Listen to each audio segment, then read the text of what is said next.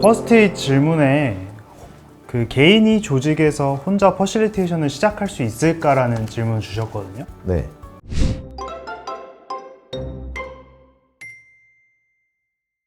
하면 되는 거 아닌가요? 뭐가 문제일까요? 리더가 승인을 하지 않을 경우, 네. 제가 인사팀이어서 혼자 퍼실리테이션을 도입하고 싶은데 회의 시간에, 근데 이제 리더가 뭘 굳이 그런 걸 하냐 하면서 지원을 해주지 않는다. 지원을 회의가 잘 되게 하는데 지원을 안 해줄 이유가 일단 없는 거죠. 약간 퍼실리테이션에 대한 오해가 있는 것 같아요. 퍼실리테이션은 뭘 막 문구를 잔뜩 차려놓고 그다음에 앞에 나가서 나 지금부터 퍼실리테이션 하겠습니다. 그렇게 하는 게 퍼실리테이션인 것으로 이렇게 생각될 수 있죠. 네. 근데 퍼실리테이션은 회의가 잘 되도록 돕는 거예요. 회의가 잘 되도록 도우면 퍼실리테이션 한 거죠. 근데 문구를 잔뜩 차려놓고 앞에 서서 내가 퍼실리테이션 하겠습니다 라고 했는데 사람들이 왜 이러는지 모르겠다. 왜 자꾸 이렇게 시키지? 왜 자꾸 쓰라는 거야? 귀찮아.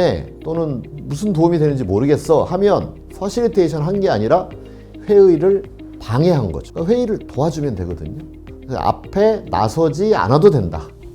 앞에 서서 있지 않아도 퍼실리테이션 할 수 있어요. 자리에 참여자로 앉아서. 옆에 이렇게 보니까 다른 사람들은 이렇게 발언을 하고 있는데 내 옆에 자리에 앉아 있는 사람은 발언을 쭉 못 하고 있는 것 같다. 옆에 쿡 찌르고 한마디 해봐. 이렇게 했더니 이 사람이 발언을 했다. 그만큼 퍼실리테이션 한 거죠. 그러니까 회의가 잘 되게 돕는 게 문제인 거지 외형적으로 어떤 모양을 갖추는 게 퍼실리테이션이 아닌 거죠. 그 다음에 막 이렇게 회의를 하는데 리더가 너무 말을 많이 하는 것 같아요. 나머지는 약간 지루해 하는 것 같아요.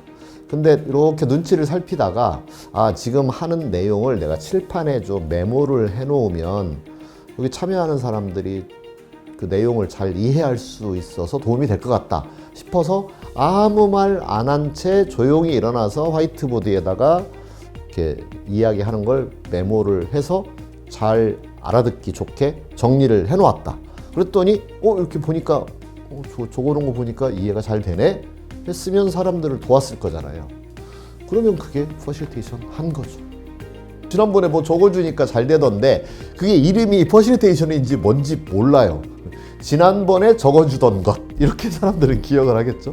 지난번에 뭐 이렇게 김대리가 적어주니까 잘 되던데 오늘 또 좀 해줄 수 있어요? 하면 되잖아요. 그죠? 아니더라도 지난번에 지난번에 나서서 그렇게 쓰니까 자꾸 집중도 안 되고 산만하니까 오늘은 그렇게 하지 마세요.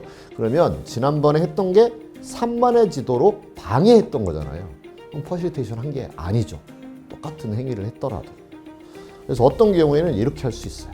막 대화를 하는데 사람들이 말로만 하고 적어가면서 하질 않아요. 그러면 자꾸 했던 얘기 잊어버리고 기억도 안 나고 그런 일이 생길 테니까 옆에서 말할 때 내가 포스트잇에 적어서 책상 위에 붙여놓고 또 다른 사람이 말하면 포스트잇에 적어놓고 책상에 붙여놓고 그렇게 했더니 사람들이 어느덧 보니까 포스트잇에 적혀있는 내용을 보면서 대화가 좀 더 진전이 되더라. 훌륭한 퍼실리테이션을 한 거죠. 다음에 사람들이 왔을 때 오늘 또 우리 한번 적어가면서 우리 스스로 한번 적어가면서 해볼까요? 너무 좋은 거죠. 그죠?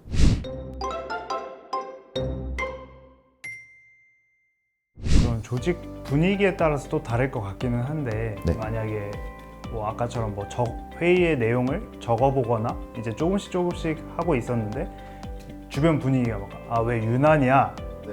약간 그냥 서류 보고 PPT 보고 회의하면 되는 거지? 네.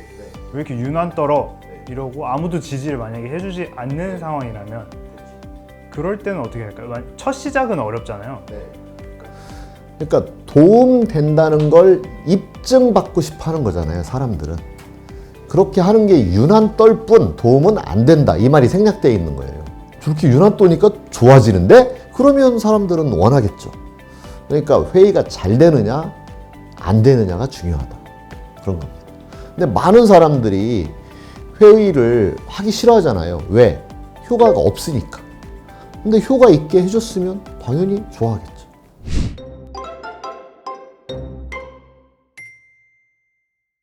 그러면 말씀하신 대로 작은 부분에서 먼저 노력을 해보고 거기서 변화를 느끼면 조직원들도 변화가 될 것이다라고 말씀을 해주셨는데 그러면 사실 한 명이 퍼실리테이션을 하는 것보다 조직원 전체가 퍼실리테이션 하는 게 훨씬 효과가 좋잖아요.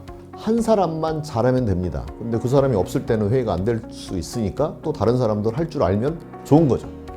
그러면은 그 과정에서 조금 더 뭔가 제도적으로 장착시킬 수 있는 팁이나 그런 것들이 있을까요? 제도적으로 그걸 하게 되면 무슨 문제가 생기냐면 제대로 할 줄 모르는 사람이 해야만 하는 의무가 생기는 거예요. 그러니까 그 사람이 회의가 제대로 잘 되게 하는 방법을 연구하고 공부하고 그런 마음을 먹는 게 중요한 거죠. 그걸 제대로 묶어버리면 잘 할 줄 모르는 사람이 억지로 하게 되고 그러면 다른 사람들이 왜 회의를 자꾸 이런 식으로 하자는 건지 모르겠어 하고 거부감이 생기겠죠. 그러면은 결국에는 개인의 역량에 따라서 좀 편차가 달라질 것 같아요. 절대적입니다. 역량의 문제입니다. 회의를 진행하는 사람, 회의를 돕겠다는 사람의 역량의 문제다. 본인의 역량을 기르는 게 먼저겠네요. 그렇습니다. 당연히 그렇죠.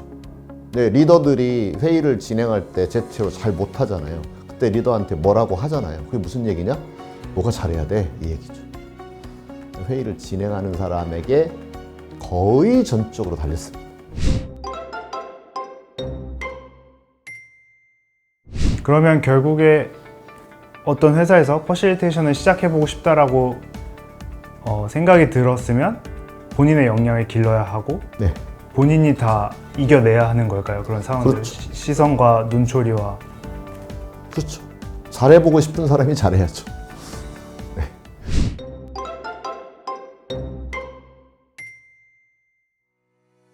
위험 부담이 클까요?는 예를 들어서 거창하게 예를 들어 2박 3일 전사 워크숍을 내가 교육 한 번 받아본 역량을 가지고 시도한다. 위험 부담이 크죠.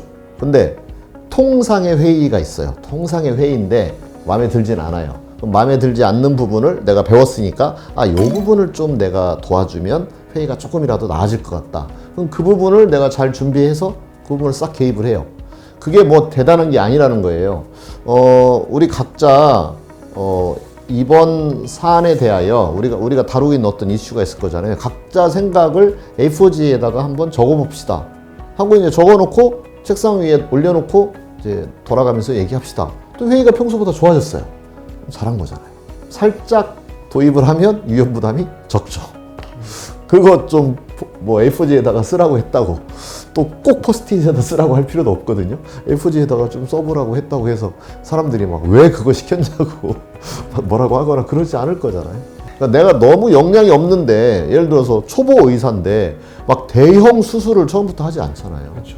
네, 처음에는 마지막에 뭐 이렇게 수술 봉합하는 부분만 너가 와서 해봐.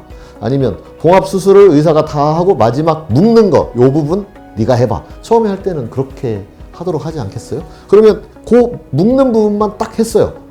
성공적이잖아요. 그만큼 성공한 거예요. 그래서 성공할 수 있는 만큼 하는 게 매우 중요합니다.